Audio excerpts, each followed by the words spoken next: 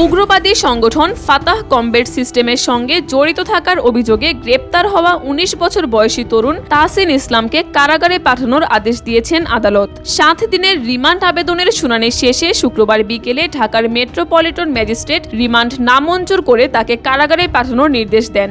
একই সঙ্গে আগামী ২৬ জুলাইয়ের মধ্যে মামলার তদন্ত শেষ করে প্রতিবেদন জমা দেওয়ার নির্দেশ দেওয়া হয়েছে।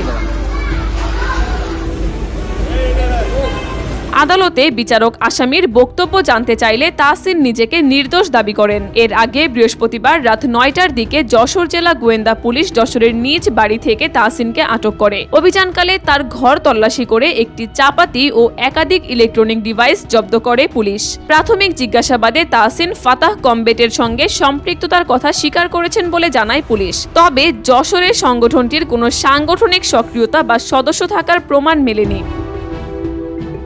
জানা গেছে, ডিএমপির counter terrorism and transnational crime বিভাগে মামলা থাকার পাশাপাশি তাহসিনের বিরুদ্ধে একটি ডাকাতি মামলাও রয়েছে। কাকলি আখতার, দেশকাল নিউজ।